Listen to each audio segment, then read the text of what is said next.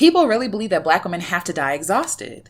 They have to be exhausted in order to be worth anything. The foundation for everything, for creating, for living, for loving, for thriving is rest. Rest is that soil. Rest is that rich soil that we need in order for us to thrive, to sprout out, right? To feel supported and grounded. The theme is joy, but first rest, because I feel like the foundation for joy is rest. You can't be joyful and exhausted. Hi, friends. So I am embarking on a healing journey. And with any journey, you have to figure out where you're starting.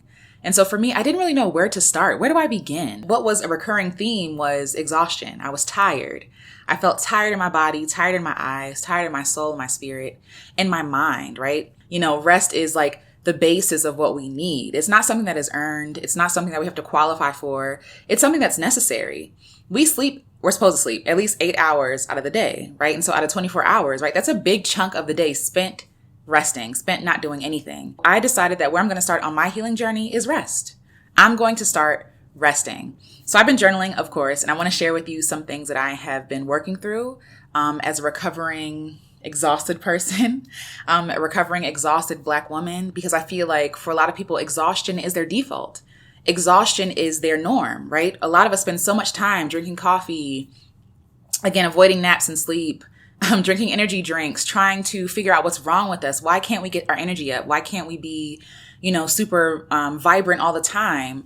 And it's like, but we're not really looking at how exhausting life can be and how exhausted we are. And it's the little things, right? It's not always big things. It's not always, I ran this marathon and now I'm tired. It's the little thing. It's the constantly checking your phone, constantly being connected, constantly putting yourself in situations where you're around people you don't feel safe, constantly giving, constantly, again, exhausting yourself of means, of energy, right? Of your self-esteem. We put ourselves in these situations so often that we don't realize how exhausting those things can be. So I'm on a road trip currently and I'm going across the country. I'm excited. I'll share more of that with you all soon.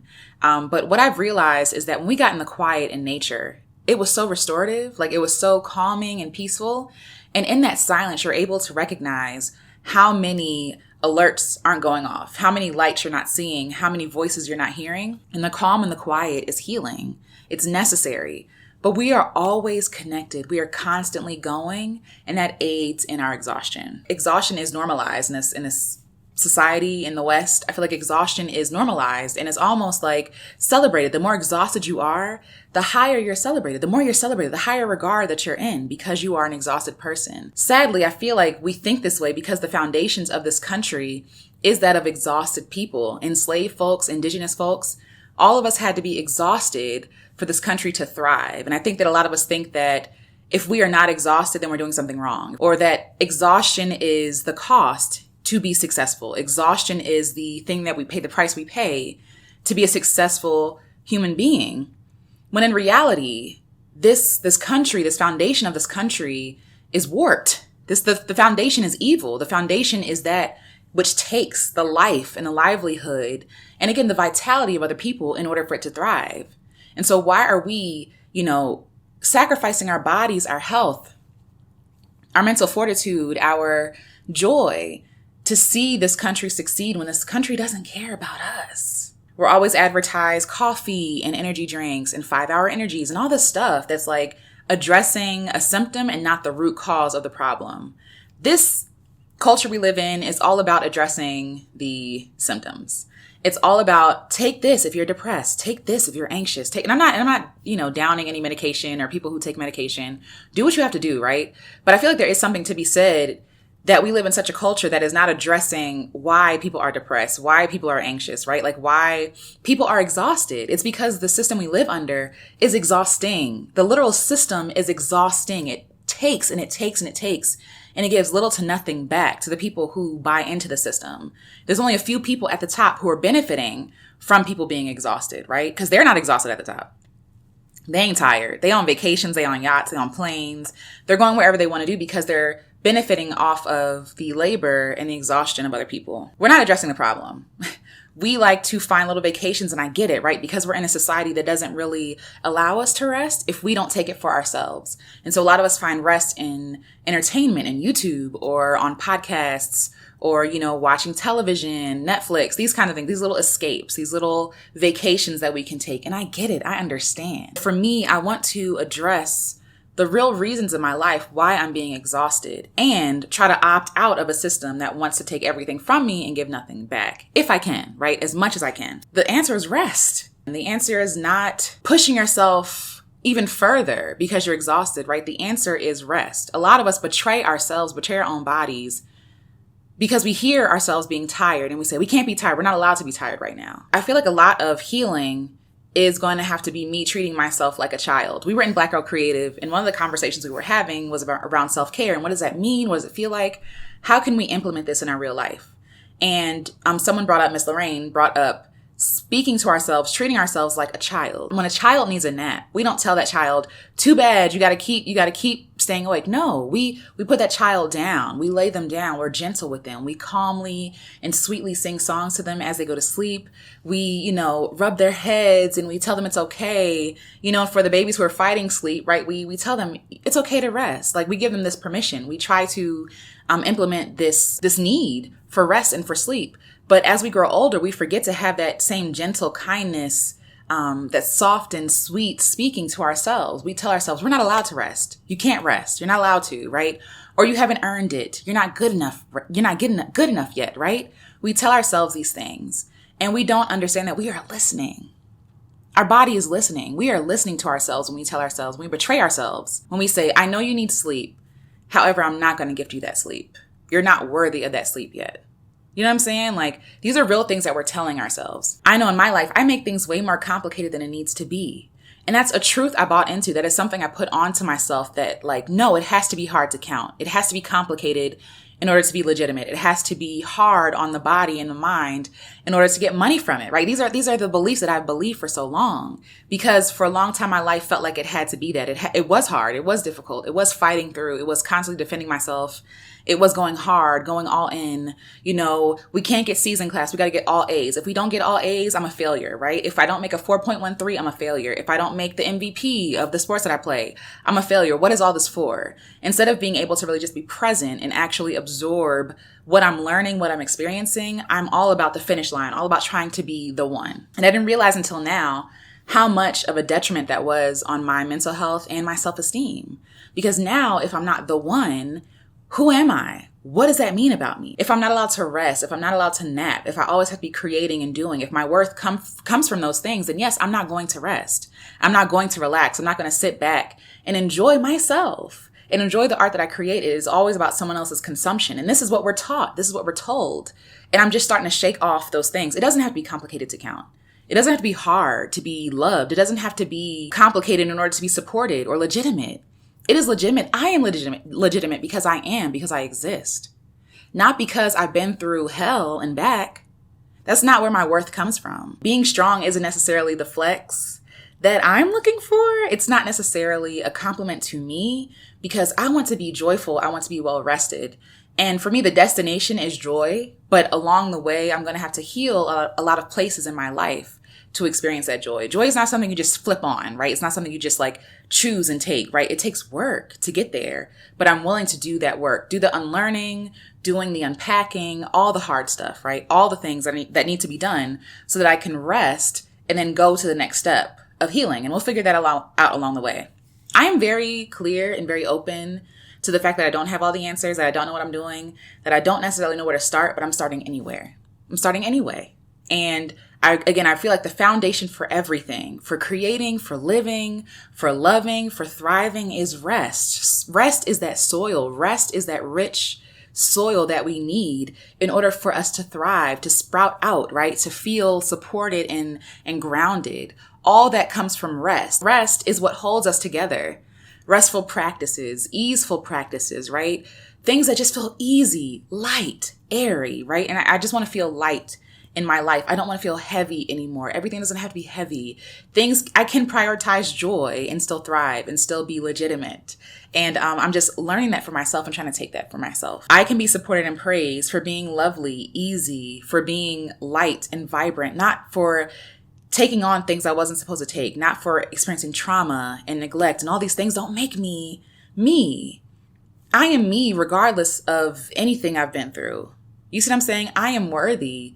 And I am worthy of love and ease and joy. It doesn't have to be complicated. My life doesn't have to be complicated. How am I healing that? I am going the path of least resistance. I just want to make my life easy. So that means I'm going to have to take an inventory, which I have started doing, of everything I'm doing, the things I'm committed to, the things I have said that I'm going to commit to, because I feel like even in that, I've made life hard in that way, and reassessing and renegotiating what I committed to. Just because I committed to something 10 years ago doesn't mean that me now has to keep committing to it. I can renegotiate my commitment, my terms, right? My contracts. I can renegotiate anything, any commitment. And it doesn't mean that I'm a failure. It means that I'm learning. It means that I'm taking in new information. I'm experiencing new things. And so therefore I have to make changes that really support the life that I'm trying to live, the life that I'm trying to build for myself. The theme is joy, but first rest, because I feel like the foundation for joy is rest. You can't be joyful and exhausted. You know what I mean? Even when you approach something, when you want to do a favor for someone, if you are exhausted, you're going to be crabby and grouchy. You're going to feel like someone's taking time away from you, taking energy away from you, right? You could be passive aggressive, right? Because you're not rested. When, if you said, no, thank you, because I prioritize my rest, I see that my tank is empty. I cannot commit to this anymore. Not only will you be able to show up better when you do show up again, but you'll also be able to honor yourself and not betray yourself, pushing yourself past your limits. Your body is tired. Your mind is tired. Your soul is tired. So instead of committing to everything, be intentional about what you commit to, about what you say that you're going to do, because you want to show up in the best way possible that you can show up. And I think that sometimes when we're exhausted, we're blaming other people for the way that we feel, when in reality, it's us. It's us betraying us. We're annoyed with people for taking our time and our energy and and our resources, but we haven't checked in with us and say, like, should I commit to this thing? We should ask, why did I commit to this thing? It's me. Some of it is just me. It's not even other people. And it's me putting out a version of myself to other people, and they're just buying into that version. It's not even their fault sometimes. And there are some people who do take advantage, and take note of those people too, because that's not okay either. Joy is the destination. The first step, though, is rest. Slow, restful, easeful, aligned work. Aligned commitments, right? Not doing something out of scarcity because if I don't do it, then I might miss this opportunity. Or if I don't say yes now, then it'll never come back again. You know what I'm saying? Like, none of that. Like, being aligned and being in the moment and saying, you know what? I'm checking in with myself and I don't have the capacity right now. I'm checking in with myself. And even though I'm afraid of losing this opportunity, I respect myself. I honor myself before I honor other people. I treat other people how I treat myself. And if I am neglecting myself, if I am being unkind, I'm out of order. I have to be my first priority. I have to take care of myself, because nobody else will. Or people will think they're taking care of you because you, again, show them that this is the exhausted version of you is your norm, right? That you're happy being exhausted. So people will buy into that. No, we're not doing that no more. You are at your worst when you're rested. You compromise on things. You double back on things. You overwhelm yourself. It's not your best work. It's not the best version of you. When you are exhausted, when you are rested, you're able to make decisions out of abundance and not scarcity. Again, not just saying yes because you're afraid of saying no. You're able to make a decision with a sober, clear mind instead of a clouded, tired, groggy mind where all of your senses are not A1, right? They're not on point. And so you could be missing things that you should not be missing, like maybe discerning that this person's not really for you, or this opportunity is not what you think it is, or there's something more into that. You can't read into that because you don't have the energy. And you don't have the energy because you're tired. Also, addressing the beliefs that I have in my life. I got into this kind of back and forth with a woman about one of the videos I posted about hustle culture and how hustle culture is not for Black women. And I knew, again, that I would have some pushback, but I didn't realize how much of a chokehold capitalism and hustle culture and grind culture has us in. We feel like it has to happen. We have to grind, right? Because on one hand, it helps us to believe, which is not true, that if we work hard, then everything will be given to us, that we deserve everything. The harder we work, the more we deserve. We know that's not how this works out here, right? Like, I could look at multiple ancestors and see how exhausted they were, and they had little to nothing to show for their exhaustion except exhaustion or illness or addictions, or depression, these kinds of things. And so on one hand, I understand we feel like we have to hustle and grind to get what we want in life. But the truth is, no, I'm trying to work smarter. I'm trying to be aligned. If I am where I'm supposed to be, everything will be taken care of. If I am doing what I am supposed to do, I will lack nothing. No good thing. I can't lack any good thing, right? But this ego and this fear that has us wrapped up in hustling and grinding, or this lie that we buy into that if I work hard, then I'll be worthy. If I work hard, then they have to give me the promotion. If I work hard, then I have to get the raise. If I work hard, then I'll be able to go on vacation. That's not how this works here. And so instead of waiting for someone else to give us what we deserve, we need to give it to ourselves. And also, stop looking down on people who don't want to work hard. I don't want to work hard. I'm not interested. I don't want to work hard anymore. I have worked hard my entire life. And not even on some woe is me type stuff, but it's just like, I realize I don't have nothing to show for that except exhaustion, except, deferred dreams or, illnesses in my body. Like I am exhausted. I am burned out from working hard. I don't want to work hard. I want to be diligent. I want to be prolific. I want to be authentic, but I don't want to work hard. Because hard work doesn't even sound cute. It doesn't even sound fun. Hustle and grind culture missed me with that. I don't want to work hard. And the person, I think they were well-wishing when they said this, but they were basically saying that if you are a Black person, then you have to hustle and grind if you want to be an entrepreneur. And then I think she tried to slightly drag me and say, if you don't want to be an entrepreneur, just say that it's, that's okay. Like, one, I am an entrepreneur. I'm also an artist. But I don't believe that to qualify as an entrepreneur or an artist means that I have to be exhausted. There's a book, and I'll probably label this the title of the video, but Black Women Have to Die Exhausted or Must Die Exhausted. And again, I haven't read it. It's a novel, the title of the book, and it resonated with me. And I was like, yo, people really believe that Black women have to die exhausted. They have to be exhausted in order to be worth anything, in order to be celebrated. And we see this constantly. We never celebrate the people who get the C's, who tried their best and got the C. We never support them. We never celebrate them, right? It's always, oh my God, this person got accepted to 10 schools and has $10 million in scholarships. And I'm just like, wonderful for them, right? But like, what about everybody else? What does that mean about everybody else? If these are the only things that are celebrated, bending over backwards and giving everything except for their like firstborn child in order to be seen as worthy, it's like, that's a messaging that we're buying into and we're believing that we have to be exhausted. We have to give everything of ourselves in order to be celebrated or worthy. And that plays into our everyday lives. We're unable to say no. We're unable to say no, thank you, or not right now. We're unable to take our time. We're rushing through life. We're so unkind with ourselves, so rough with ourselves, with our lives, because we think that life has to be rough in order for it to be worthy, in order for it to be worth anything, to be celebrated. In order for our name to be written in books, we have to defy the odds and go above and beyond and give everything in order to be celebrated and worthy. And so you have this slew of people who are giving everything, not because they really want to give, but because they think that's the cost. That's the price. That's the price to be celebrated and to be loved, is to give everything. And I'm opting out of that. I want to be able to give from a place that is not exhausted. I want to be able to give from a place that is overflowing. Shout out to Adelia / Picky Girl Travels the World. Sorry, stuttering. She interviewed Latifah. Check it out, please. It's a beautiful interview. But she was saying that someone taught her that you're not supposed to give from your full cup. You're supposed to give from your overflow. Like, you fill yourself up, and whatever extra is overflowing, you give to other people, right? And I love that. I was like, yo, that is a dope concept. Instead of me having to constantly pour out and refill, it's really about, hitting my container, whatever my container is, and being able to pour from the abundance of that container, right? The extra, the over, right? Not from my own stuff, not depleting myself to serve other people, but giving people the extra that I have, making sure I'm good, I'm all right, and then giving the extra that I have. But a lot of us are giving from not even a full cup, from the very bottom, right? From the very bottom, from the last little cold, teaspoon of tea. Like, that's what we're giving, and we're trying to make it be something. And then we wonder why we're exhausted and tired. And it's like, yo, you haven't given yourself enough time to just be, to refill your well. I'm resting so I can heal myself, so I can hear myself and hear my own truths. Like, redefine what that truth is. Redefine what work looks like. Redefine what rest looks like, what play looks like. Redefine the value we put on hard work. Redefine, right, the need for me to give all of myself. Like, redefine what I want my life to look like. And I can't do that unless I stop, unless I rest, unless I take a break. The world, the Western world, benefits from you being exhausted.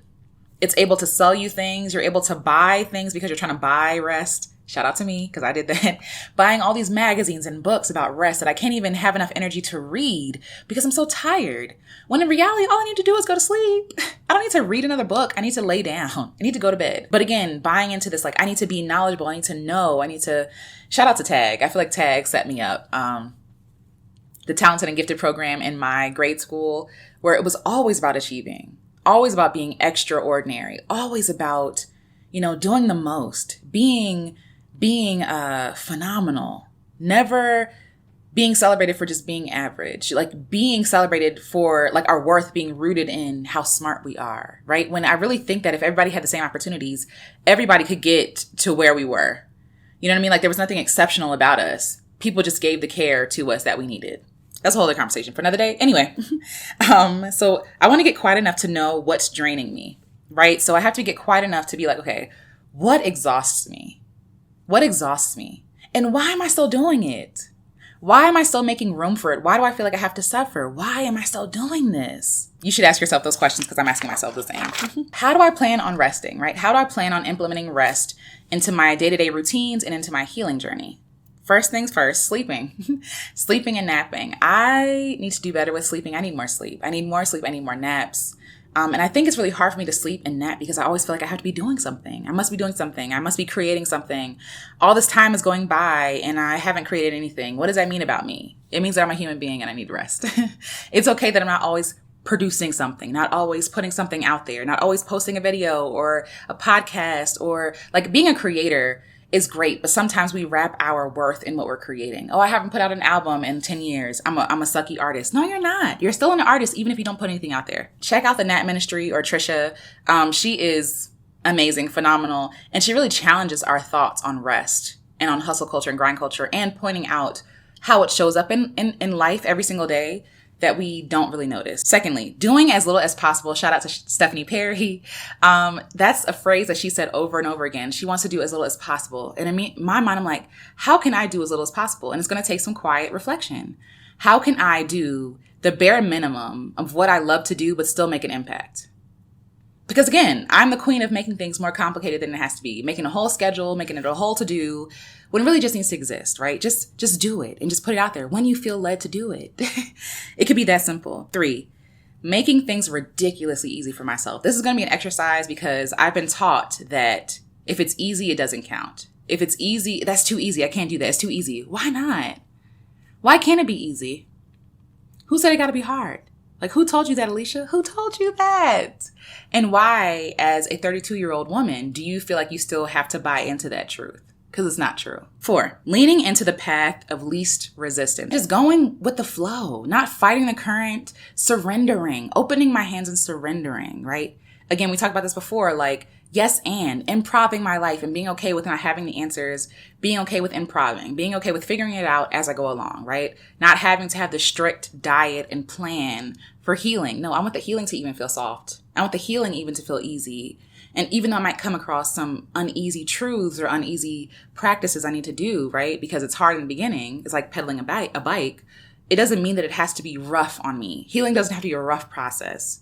Healing can be easy too. Healing can be beautiful. It doesn't have to be hard to count. 5, believing that I'm enough. Because at the root of everything, isn't that all this is about? Exhausting ourselves, working hard, trying to earn all the stuff we don't need. A lot of it is rooted in us not feeling like we're enough. A lot of it is rooted in us feeling like we can earn our worth and our value, when the truth is our value and our worth never changes. We are worthy coming out the womb. We are worthy when we pass away. We're worthy when we don't have money. When we do, like, we are worthy. There's no way that you can lose your worth. None. You are worthy because you exist. And so no amount of, accolades or awards can make you any more or less valuable. You are valuable. You are invaluable. That's the truth. There is no money that can amount to your worth and your value. Impossible. 6, eliminating and altering things in my life that are a drain on me. So again, reassessing the things that I'm committed to, that I've said I'm going to do, doing it differently. Doing it in a way that feels joyful and easy. 7, doing nothing, being still and being quiet. When we were in the middle of nowhere, it felt so free and beautiful and clear. And I felt like I could actually take a breath. Like just being quiet, right? We're so uncomfortable with silence. We're so uncomfortable with being quiet. We're so wrapped up in busy, always doing, that we miss our lives. We miss everything. Rushing around. Doing stuff that's not even important because everything is not urgent. Everything is not even important. We make it important, or we buy into the fact that it has to be important when sometimes it's not even important to us and we're still committing to doing it. Number 8, slow and meditative and restful practices. On level 1, right? Meditating for 5 minutes, just sitting still, right? Listening to music and doing nothing. Taking a deep breath when I feel tight in my chest and my shoulders, right? Rolling my shoulders, like just taking time to really feel and hear myself, right? Like just taking time, taking a moment. 9, prioritizing joy, ease, and nourishing experiences. Why can't life be about prioritizing joy? Why does it have to be so hard? 10, studying, following, and learning, and gleaning from other Black women who embrace rest and ease, right? So Stephanie Perry, the Nat Ministry, like other women out here doing it who I'm just like, yes, please let it melt into my body until it just like becomes one with me, okay? Like, please show me your ways so that I can take baby steps into ease, into rest. It's hard to do it by yourself. You need accountability. You need community. Slowing down. Everything is not urgent. Rest is going to be the priority. And I'm going to talk more about resting and more about slowing down and being present, all that good stuff.